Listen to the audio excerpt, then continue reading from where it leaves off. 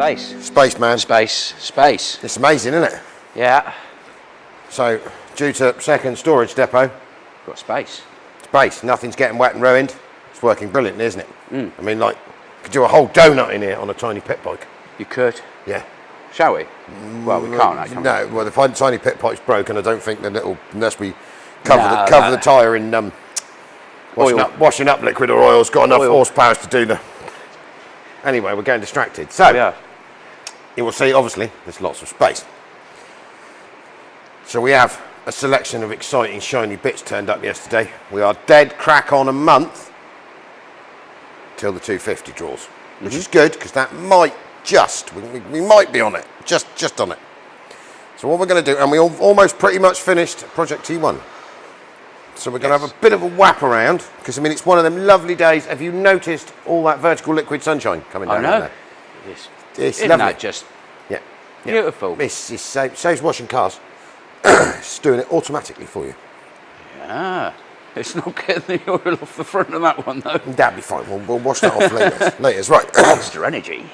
We're going to go and look at exciting bits that have turned up for a 250 turbo diesel. Yes. Hi, kids, and welcome to a new episode of 60 Diesel. I do worry about you sometimes.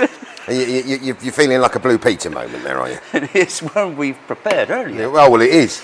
So those bits we had prepared earlier, you've seen that earlier on. So that's a HX35. That's a DP UK quick spool valve. That's a DP UK how to plumb your 250 turbo diesel up to your HX35 kit. So these are the making Oil feeds, etc. So what we were waiting on, so obviously we'll see a partially dismantled 250 turbo diesel C-Class, sat here, W202 605 20 valve turboed. Not a turbo crazy bastard. Well, it will be, but we're just going to make it work first. So would you like to pick the first thing out of that shiny box that turned up from the Kangaroo team yesterday? They sent us lots of stickers as well. You can have that to play with later. Right. So that's not terrible. The gasketo That's for the the manifold exhaust. gasket. And then in there should be Right. a brand new, very expensive manifold to allow you to mount that quick spool valve and that big turbocharger. In that Kangaroo team, in that hole in there. Yes. So, and then it's got, if you turn it, there's an EGR shut off blanky thing, because we're going to throw that away. So that's got a blank on the bottom of it. That's good. And then Put that back in there. in this box we have some more manifold gaskets for an inlet manifold. So you'd like to pick the very shiny and expensive inlet manifold up. So aluminium anodized Kangaroo team. So the plastiche one, she's going, because she won't like us in a minute. Yeah, this one you could set off some TNT in that and it won't go bang. Yeah, you could throw some PS of the eyes at that. Yes. That should. It's very posh, isn't it? Yes, yeah. They came in at about, I think, £1,500–1,800. For just this piece? No, Or for the so whole? they had a deal on. If you bought them separately, but they were doing a deal on buying both. So this is how it's going to work. So we're going to take the manifold off of that plastic one for chush. Yes. And you take the front bumper off of this for the minute, because obviously you've got to Intercoolers, intercoolers and stuff. We want to jack it up with the front wheels off, because we've got the monos on the back, the front wheels off, and then I think I've got some bigger Brembo brakes, because we might be needing them. I think So we've got to engineer those to fit with some discs off of a bigger E-Class. Then we need to remove the turbocharger, the remnants of the nasty EGR thing that's going in the bin. Yeah. Yeah. Once we pulled the manifold, we need to timer up, and we've got to pull the 5-cylinder EDC, Bosch EDC pump. Because I have a set of 7.7 Superflow, or 7.7, not 8.2 is a Super, 7 fuel elements that need to be put into the EDC pump to give it more of the fuels. And then basically that needs to be calibrated, timed and calibrated, and then needs to be put back on, and then we're going to have some software issues.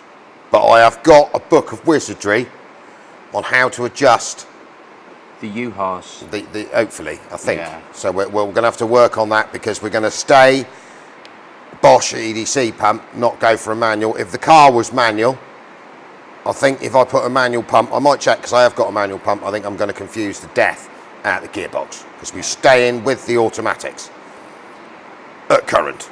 Yes. So we'll run the EDC. There's no reason. EDC is perfectly good pump, but it is electronically controlled rack pump rather than a fully mechanical with a cable. So that's going to take a while. So we need to trial fit that. That turbo's got to be turned 90 degrees because we need current. We have the drain on the bottom and the feed on the top. We need the wastegate pointing downhill. Yeah. And then we need to rotate it through 180 degrees, remount the front so that we can get it in that hole somehow. Yeah, this is going to be fine. And then basically we need to trial fit this to see, it should come out here-ish way somewhere. Yeah, I think that would be all right. I'm not 100% sure that there might not be some stuff in the way. Tim, work.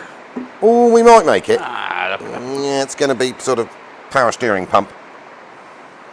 That's easy sorted. We'll work around that. Right. So that goes there. Then we've got big turbo. So that should sit. That goes. Blimey, that's heavier than you thought for. Yeah. She's built, isn't she? Yeah. So we need to put that there. And then that tucked in down there. So then we've got a turbocharger the size of a dustbin here. And then we're going to have to look at this header tank. All of that can be moved. So it's going to be definitely some trial fitting. Once we pulled the pump, we can faff around with the manifolds. Or I think it goes around the fuel pump housing, the fuel filter housing. Possibly.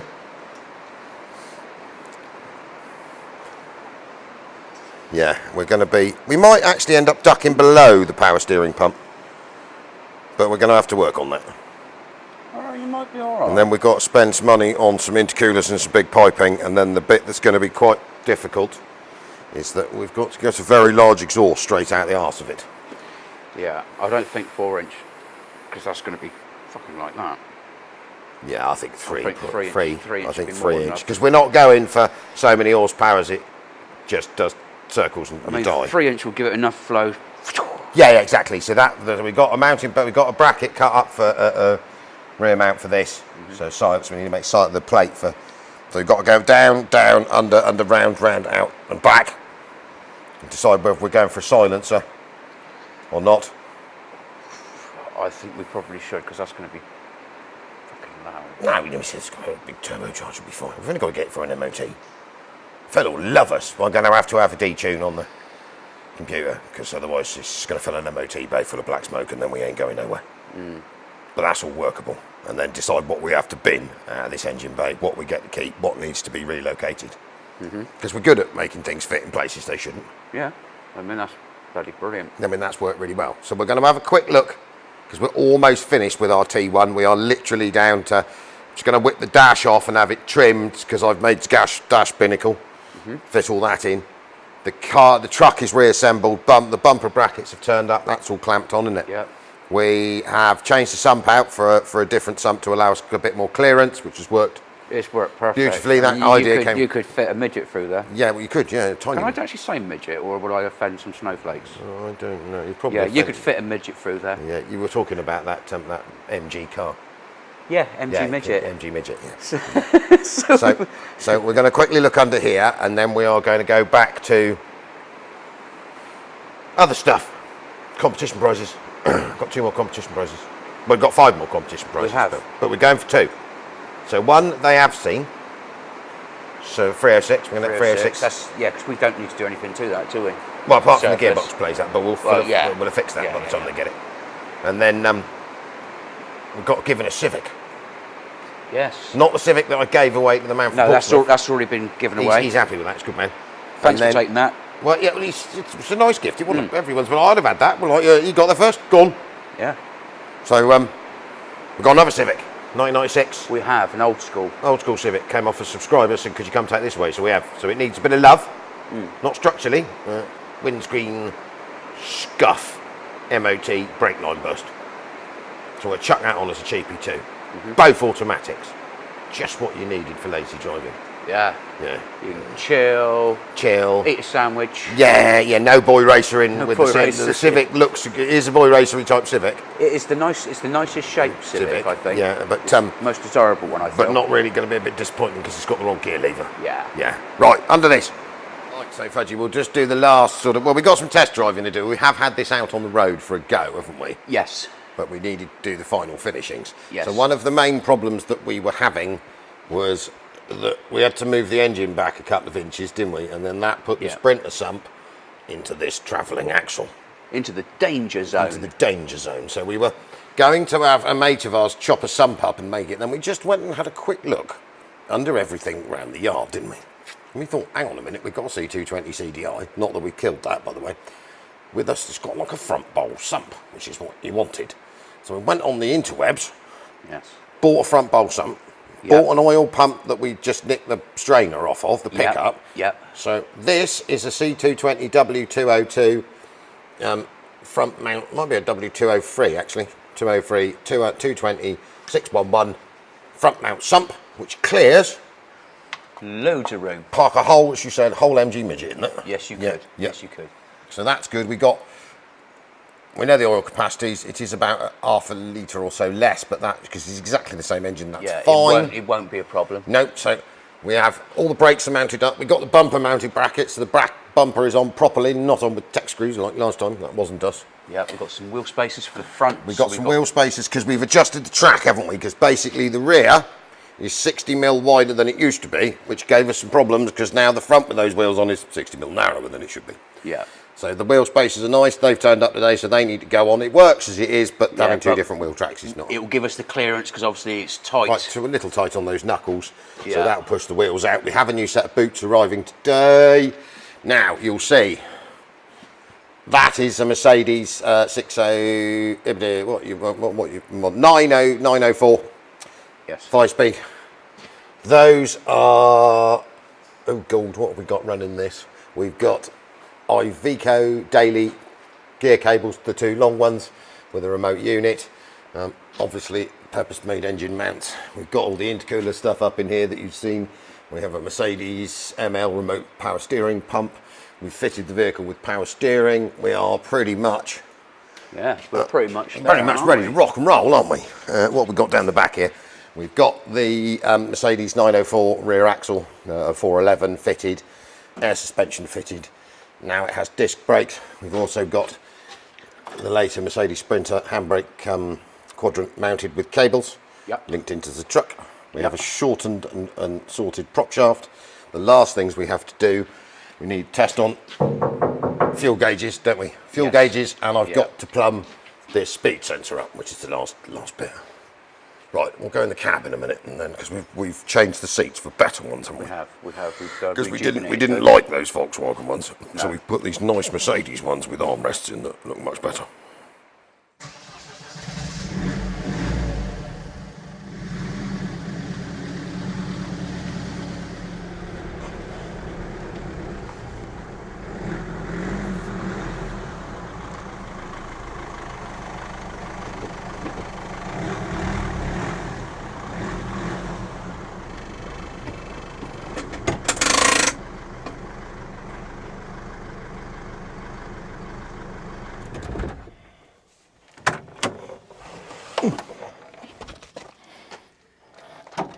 One, L finished. Just about to go for an MOT. Judgment Day, Al.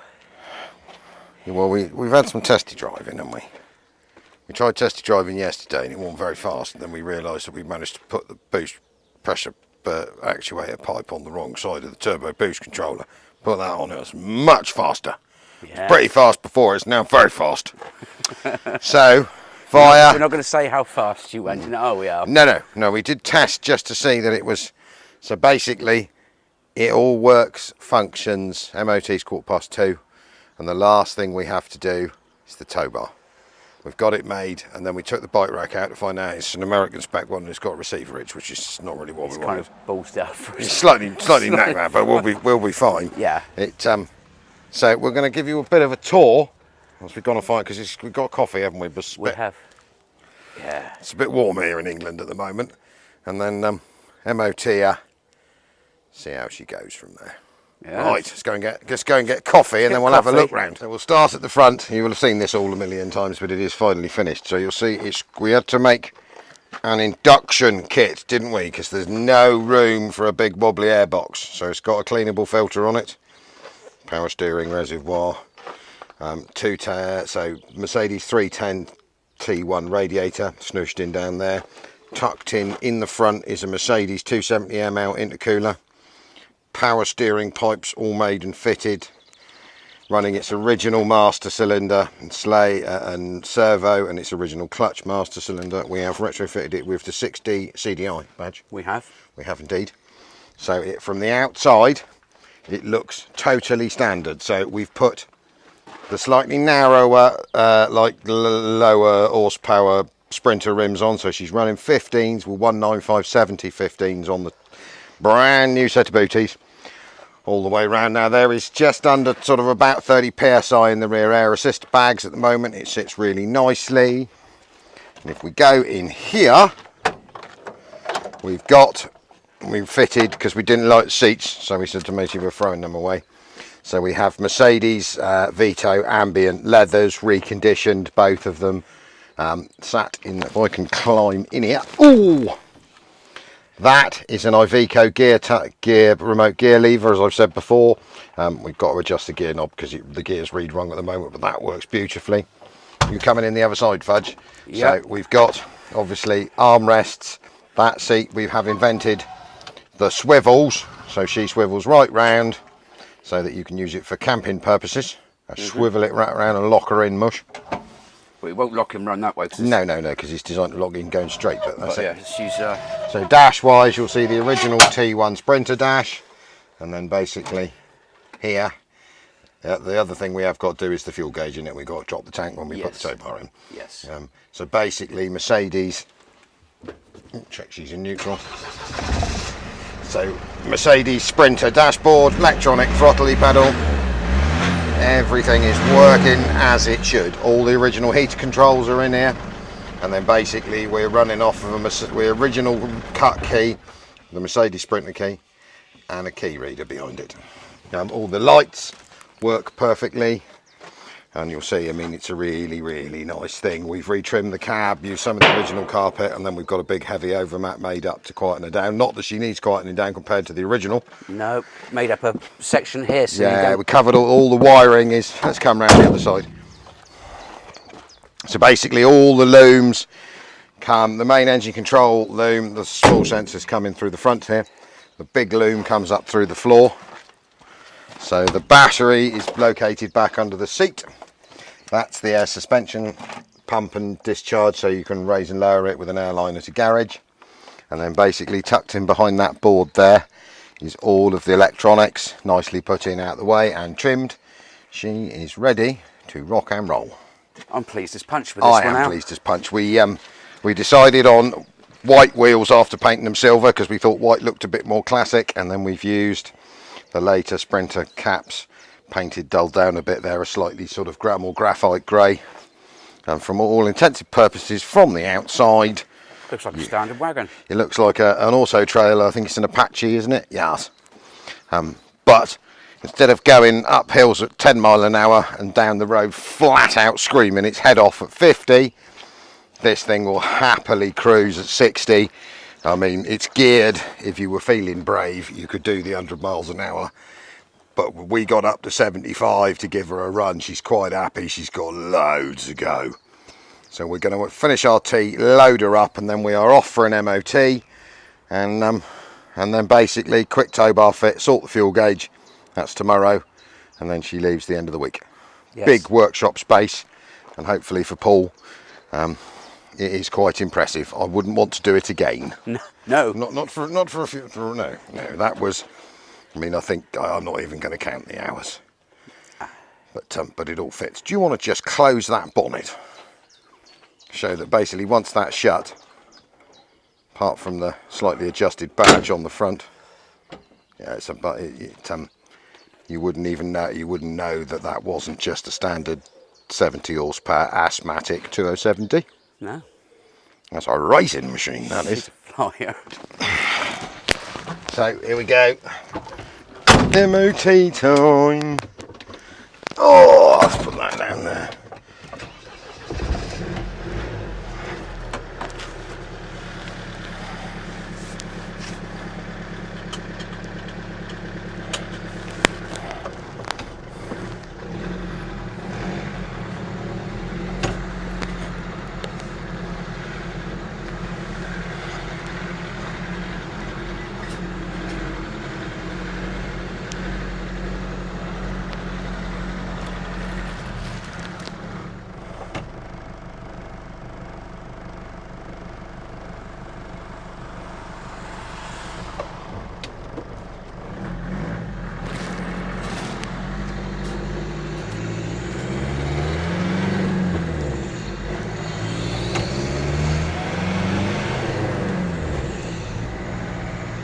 Nope.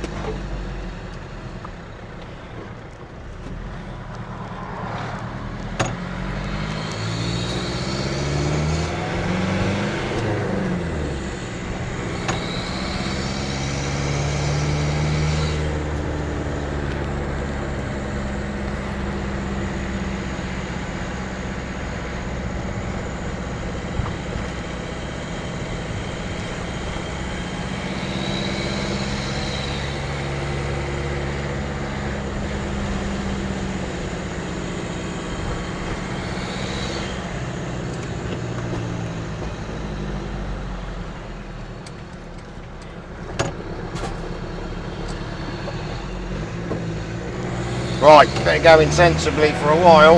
Well, not that we're going to go silly with it anyway. But as you'll see, it pulls quite nicely.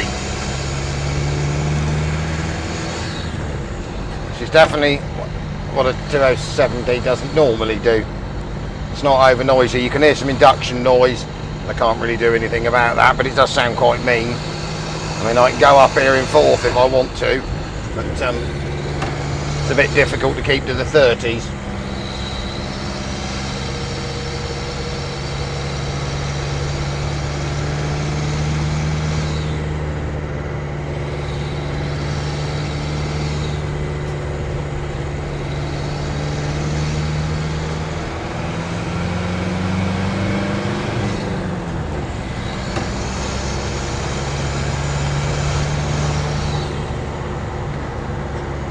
So loads of power, drives in a straight line, stops in a straight line. It's nice and comfortable in here. It's not over noisy.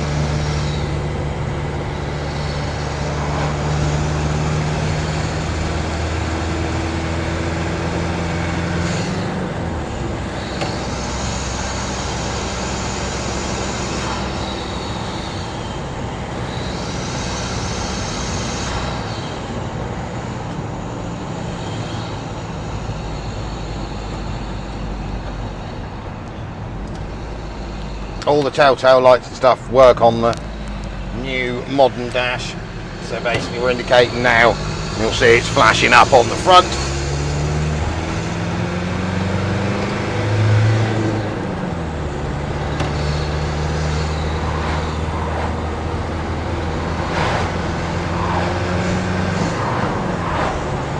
I think we'll call this a success. I mean, I'm not trying terribly hard. 2,500 revs, 60 mile an hour. Just what you wanted. Sit there and cruise quite happily. Sensible fuel economy. She's riding at 80, about 80, 85 where she's supposed to sit. And we are camper vanning. Whereas before, 55, you would be screaming your head off. And every time you hit a hill, you're down to 30.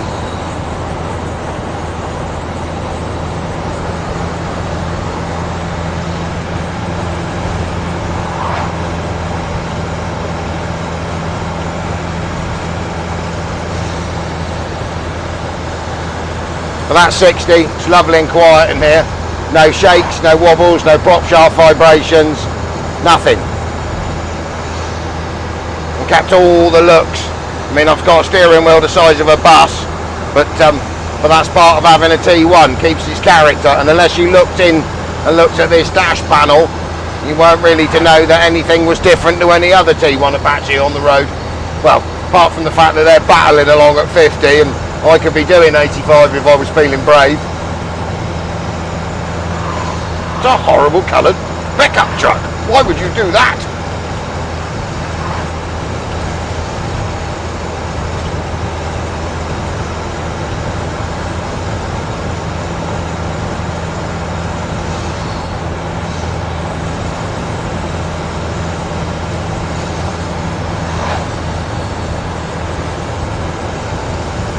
So I think this worked out really, really well.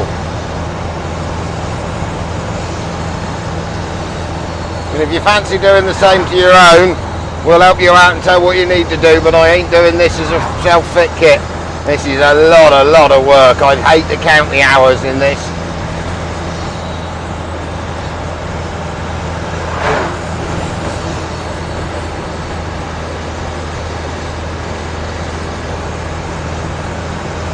Right, I'm going to go and grab myself some lunch because my MOT's 2:15 and it's about 1:15 now.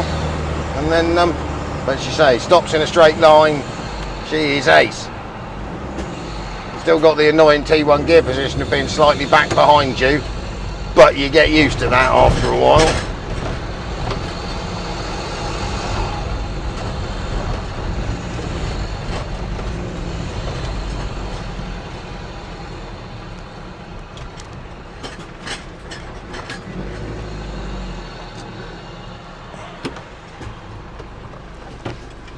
Right. Your Renault is right in front. On it now. Yeah, I haven't got a microphone so I can go look at Timmy's new Renault.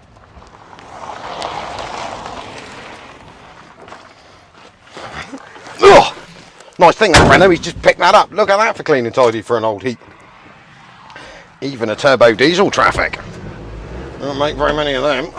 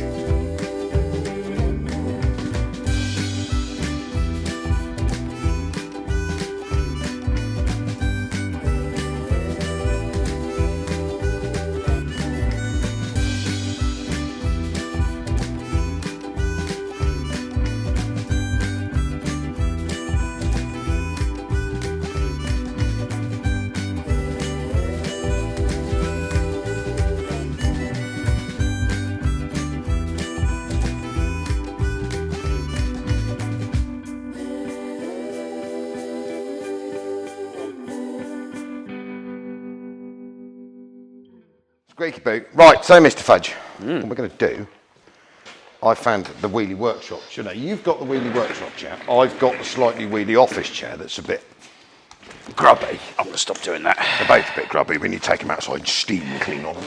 Yeah. So we can grub them up again. So we passed MOT, clean through. My only advisory was on slight play in the power steering box. Okay. But to be honest, MOT man was like, they all have a bit of play in the centre because if you can adjust it out, but what happens is they tighten up either side. It ain't noticeable on the road. He said, to be honest, I'll advise it, but that is not an advisory on anything else. He was very impressed.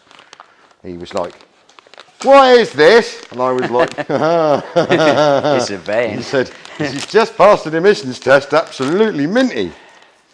I said, yeah, it ain't quite what it's supposed to be. So, what we started with, so this is what, 88? 87, 88. 87, 88, 207D. So when this left the Mercedes factory, it would have been wearing a 2.2 or 2.4, might have been 2.4, I'd have to check. 2.2? No. 2.2. Naturally aspirated, I think it's a 616 fitted in this vehicle. This was slightly later because I have the red camper van. If you haven't seen, we rescued one a while ago. Mine is a left-hand drive 207. It's much earlier than this. This is the facelift. Mine's like 77 or something.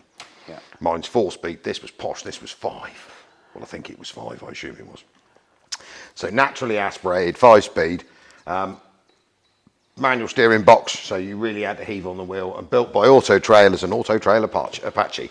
Now in 1987-88, camper vanning at 45 mile an hour, 50 was sort of acceptable. Standard spec. Everyone goes much faster these days. So when Paul first contacted us, he phoned up and said, I've had this is mine, and I may have slightly overrated it in a minute, but he spent a lot of money having it all done up. And he said the disappointment is, do you think there's anything wrong with it, that it just hills are like a 15 mile an hour experience? And we were like, no. That's how it is. So we did give Paul the T1 driving lesson, which is when it sounds like it's in pain and it's about to explode, Keep it going. that's where you keep it. Yeah. When it's screaming its head off, that is it generating, because basically 207 So 2 tons, 70 horsepower. I mean, it works with all the Mercs. It's a rough guess. So if this was a 310, 3 tons, 100 horsepower, which was the biggest. But they did 310 was the biggest single wheeler they did in this range.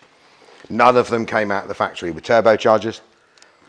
I've seen a few with kits on them, but the engine, same again, is a big long stroke, huge, great cast lump. And it doesn't really want to rev much more than about 4. And if you turbocharge it to death and rev it to death, bits of it leave. But they are 125% reliable. I mean, there aren't any spares left for these in this country because people like me exported everyone they could find to sub-Saharan Africa. They've all gone. So when we first got this from Paul, he said basically the problem is that it is deathly slow. And we were like, yes, and I mean, they were deathly slow as a van until he poked that on it, and that wind resistance slowed it down even more. And the conversation, he came to see us and we said, right, what do you want? I mean, we can put a better engine in it. What do you want to spend? We're not telling them what this cost him, that's between me and him. No, that's personal. But there are some diesel engine choices. You can get a 605 20 valve turbo in one of these with a bit of, it'll bulk to the original gearbox. But a good 605 is getting on for 2,000 quid, 1,500, 2,000 quid with another £1,000 on top to build the fuel pump.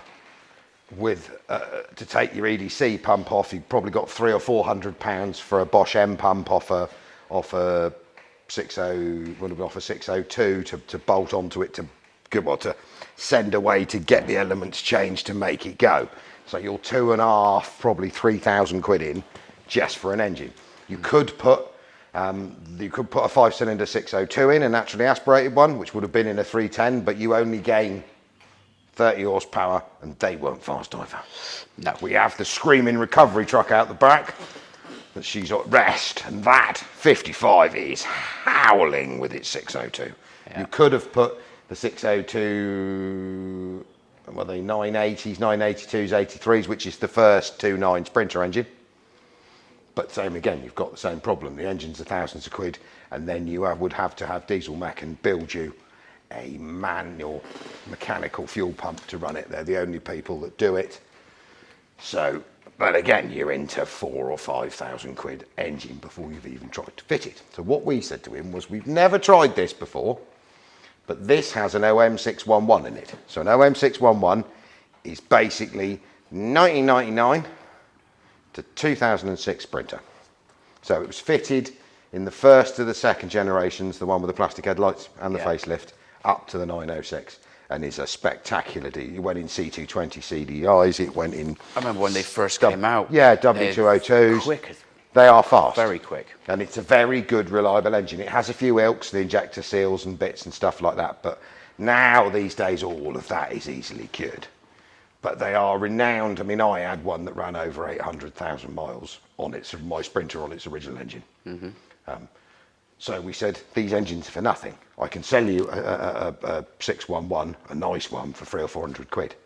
So if we could bolt that in, there's a massive save in there that then allows you to, and then that gives you everyday serviceability, off-the-shelf parts, nothing. And this vehicle is built using, we sacrificed a twin cab 05 plate Sprinter that I've had kicking around here for far, far too long. I bought it, was going to do it, didn't out, and then it sat here in it. I think I repaired it once, never finished it, and it rotted out again. So, yeah, but it lives on. So it lives on in a different body. Different body. The original plan, as we started first off, was to put, because there's a degree, there's what we know as OM pattern. So actually, the 611 that is fitted in here would bolt to the original T1 5-speed gearbox with a long waggly stick, and we tried that, didn't we? It bolted up.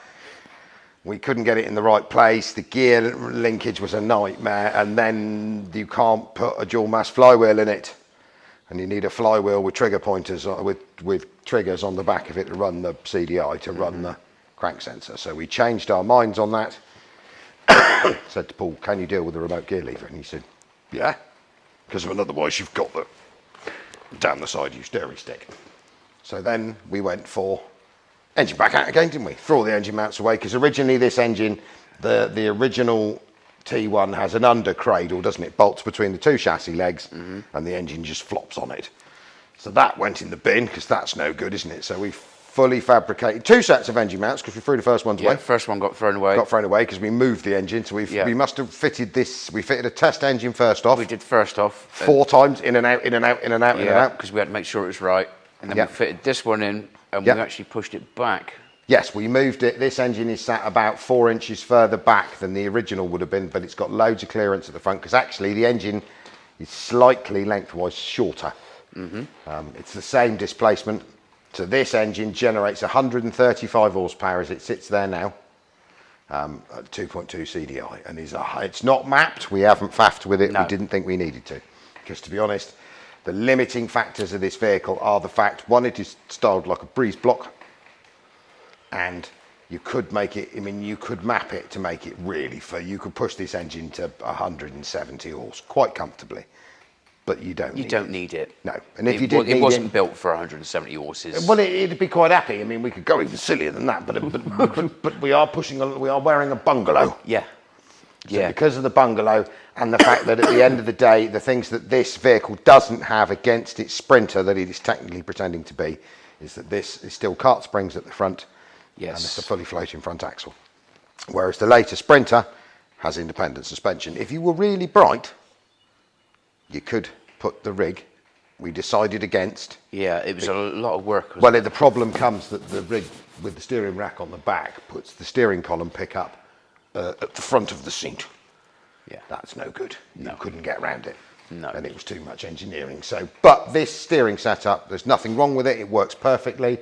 So we had a power steering box. We've retrofitted that. We have the brakes. The front disc brakes are perfectly adequate. They were good at the time. They're still good now. We have upped the size of the tyres, haven't we? Yeah. And to make it move. And we decided that the weak link came in the end. By the time we'd thrown the gearbox away, then the back axle ratio was probably not right for what we needed. And we thought, right, another discussion with the customer that said, this is what we're going to do. We reckon we can get, that's a 2005 Sprinter 411 back axle. Yeah. In it. That fits perfectly, doesn't it? It fits beautifully. The nice Chinese people sent us that air suspension kit. It did. That fit a treat.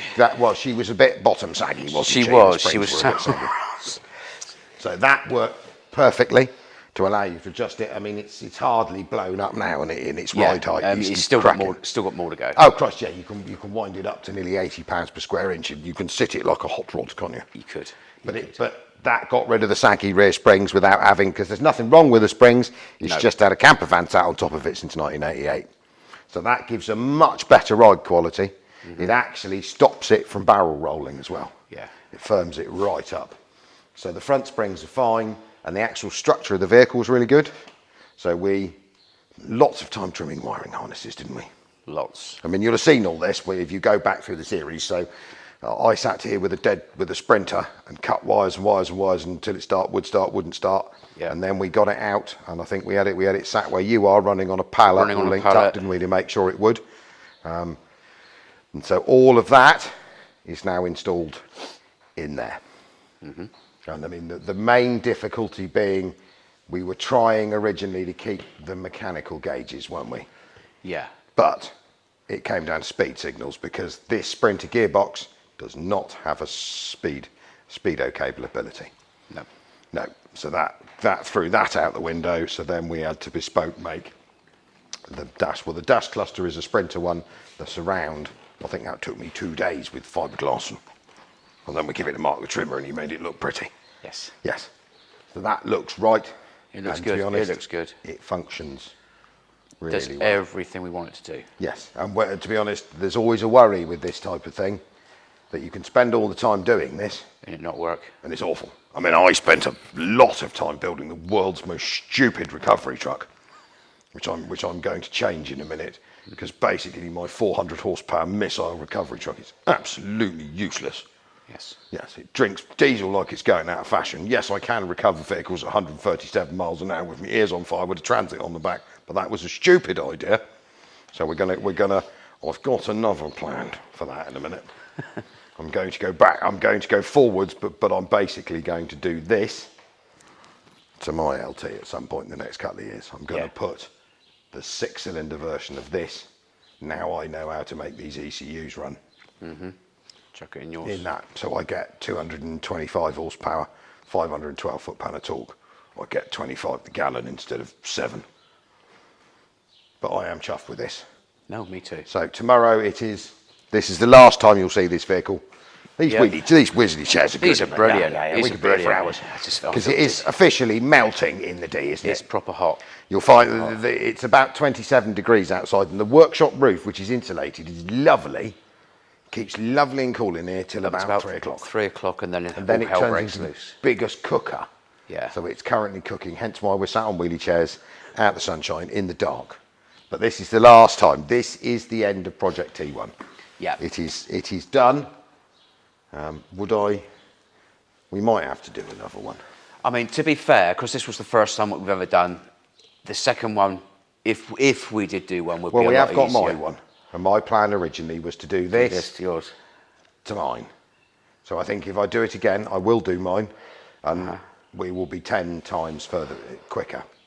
So like things that we didn't know, we had all sorts of sump traumas, didn't we? All Yeah. we needed was the sump off of a 203 or a 202 CC20 CDI. You didn't have Yeah. to make a sump fitted. You know where to put the engine. You'd know to go and find a Mercedes 270 ML intercooler. You could buy one off eBay for 20 quid. Yep. But you'd know it fitted. You'd know that you needed a 612 270 ML power steering pump clamped on the bottom down there to make your power steering work. You'd know, but only because you've done it before. You'd know that if you toddled off into an Iveco, and a 3-litre Iveco, and stole the gear tunnel Yep. or the gear tower, Yep. and it's 2 cables that you'd need to go and steal, and you'd need 2 of the black cables, not one white one and one black one, because the white one's useless. He's too short. It's way too short. So- way too short. Yeah. Slight modification to the cable. Slight modification to the cable, and then a slight modification to the mounting bracket. Told them to the Mercedes one. Told them to the gearbox. Yeah. Yeah, you know exactly what wiring you wanted to trim out. It would take me 3 hours to pull a loom and pull it apart to make it run now, Yeah. not 3 days of going. And you'd know exactly what fits where, and also you'd know where you need to pick up and what you need to throw out of a truck. So I think when we come to doing my one, it'll be much quicker. Yeah. Yeah, and that is adequate. I mean, that van drives, funnily enough, like a 313 Sprinter, which makes a T1 really nice, because the problem with them is they were always a little slow, whereas this one Supersonic. is supersonic. I mean, yeah, I mean, it's capable of modern traffic speeds. It pulls really well. You are not deafened to death. And to be honest, from the outside, apart from the fact that the engine tone is different, Yeah. yeah, then you can hear it chewing and chuddering on some air. I may attempt buying a slightly different, quieter air filter. I think I'll order that this afternoon, see if we, because that is somewhat like a high flow one, and you can hear whooshy turbo noises in the cab. Yeah. And I think It with almost sounds like when it's got like a whoosh. Yeah, which is the vein. You can hear the veins on the turbo going, because there is obviously no wastegate, which could get slightly annoying after a while. Oh, I like it. I Yeah, like it. yeah. Both my cars have got that. Go. So we'll give air filter option with it, but no. Yeah. Project T1, it's done. Yeah. It's been a battle. It has been. Well, it came in October, Yep. late September. I reckon we got ripped in it out in October. So November, December. So which month are we now? I reckon it's about 8.5 months to do this. 9 months. Yeah. I mean, not all day, every day. It wasn't continuous. It was on we've and had off to, 'cause we've we've had had to other do vehicles in. everything else around. So our next is we are finishing that. Yep. There's a 250D parked there. Yep. So I'm in the next few days. I'm going to put, this is leaving Friday or Monday. Yes. I'm going to put you on making that camper van for Claire over there Beautiful. look pretty. Yes. We have a C240 there for my parents, which we need to make look pretty. So we've got 2 looking pretties. I'm going to go and build a crazy hooligan stupid Mercedes, because I like doing things like that. Not that that would be a really stupid idea. We'll use loads of fuel and be totally unusable, but it'd be fun. It'd be good This is a laugh. car. And then I think that will do for a not Wednesday, because we've now turned to Thursday fixie video. Yeah. And Which is Wednesday I today. would say I'm going to go and put the kettle on, but I'm not, because it's too hot. I'm on the coke. You're on the coke, yeah, I might. I might even go and find some of that funny cow hydration juice and that watery stuff. Water. Water. Right. Thank you very much for watching our stupidity. Thank you, guys. Last time you'll see it.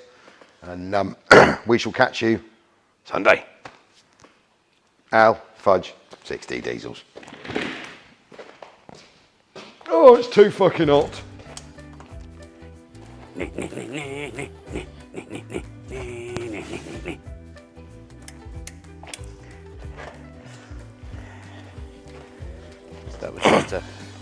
That was just a tester.